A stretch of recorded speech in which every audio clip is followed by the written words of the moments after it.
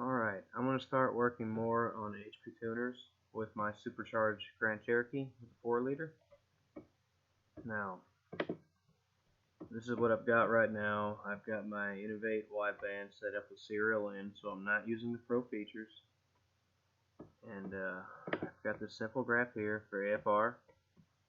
Now, if you remember in my previous videos, anything above 65.9 or anything above 65 kPa is boost. Anything below is vacuum. So this is kind of close. Still a little lean, heavy in the throttle. But if this is the average of what's happening. This was a 2-minute log, maybe. So the longer the log, the better this is going to be. You go here to count. This is how many times I've hit those cells. It's not that many. So the longer I go, the better this is going to get, the better and more accurate the information is going to be. So, and I'm also using this new screen capture software, because before I couldn't click on something else like this. If I clicked on this, you wouldn't see it. You'd just see the mouse moving around. So this should make my life a little easier trying to explain. But anyway, here's my AFR table as is. On that little run. Tomorrow I'm going to take this and log it all the way to work, so I have as much of this filled in as possible for as long as possible to get as accurate as possible. Now, this is just the only way I know how to do it.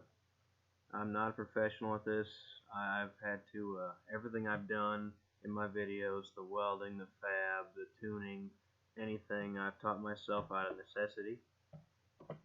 So if anyone has a better way to do this or knows anything, please leave a comment below. Every little bit helps. But this is for jtec, for early Jeeps and early Dodge, and there's not a whole lot of information out there. So this is what I got. Now with jtec, it's not a VE table. This is just how long, this map, at this RPM, this is how long it leaves the injector open in milliseconds.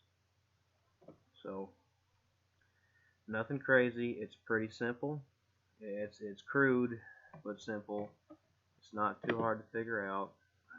As long as you have a little bit of history. I've tuned a good bit of standalones, and this is basically a standalone.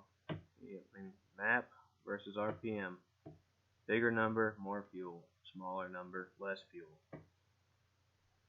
So what we're going to do is data log, populate this as much as possible with as long of a run as possible to get it as accurate as we can, and then we will go in here, figure out what AFR we're at and where we want to be. I'm aiming for around 12 on low boost, and once we get up here in the higher, this is showing it at 92.3.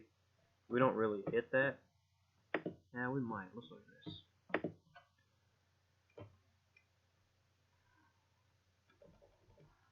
I think we're at the bottom of it. Let's see, 75, 82. We're in the mid to high 80s, and that's why it shows a little bit in 92, because it's riding somewhere around right here, which is about 6 pounds or so. Either way, I'm going to log this all the way to work, and I'll show some of it live.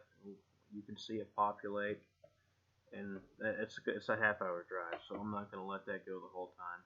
I'll let you see some of it, and then when I get to work, I'll do like an overview, and then I will apply it to my base table, and then I will log all the way back, which I'm not going to show a live view of that, but I'll log all the way back, and then we will see what changes we made. We should see this change every time. We should get this closer and closer until the AFR is what we want, and then we'll be done as far as air fuel tuning. There's still a lot more. There's still all your ignition tables and everything else. Right now I've got it set pretty conservative, I feel. I mean, it's pretty low on timing considering, but we'll do that and we'll move on from there. Hopefully I can show you guys some things. Once again, I'm just teaching myself this and trying to share this as I go. I've got a 99 Dakota RT with a GT500 supercharger I've mounted to it with some custom fabrication. And when I tuned it, I hadn't stumbled upon everything just right yet. I hadn't quite figured out how to make everything work, power enrichment tables so that open loop, closed loop transitioned properly. But I've played and played and played, and I've got this to do that. So it still works open loop and closed loop. And if you look here, you check out the short terms. Before, I couldn't get my Dodge to quit trying to tune and boost because it was just so foreign with no help. But I figured this out because this is wide open atmospheric right here. Anything here and up is in power enrichment, and I could probably drop this down a little lower so that power enrichment kicks in earlier. But with a blower, it pretty much skips right over this. It goes almost straight into boost and rides across. But I couldn't figure that out on the Dodge.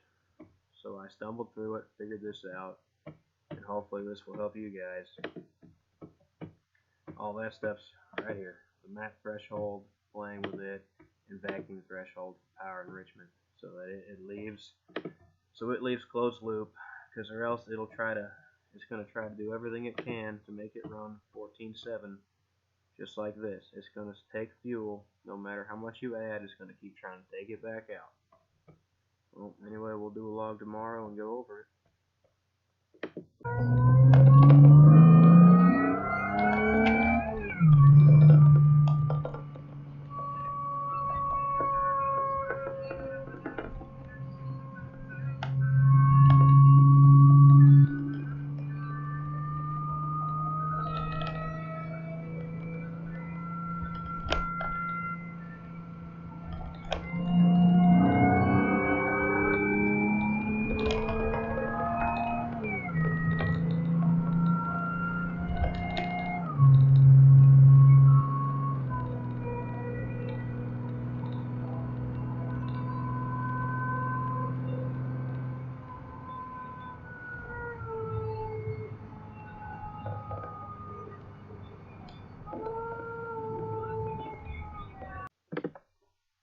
So after all of this morning's log, this is what that table has ended up looking like.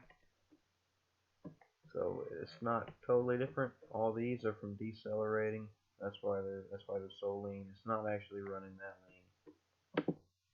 As you can see in the short-term fuel trim, I'm not that far off.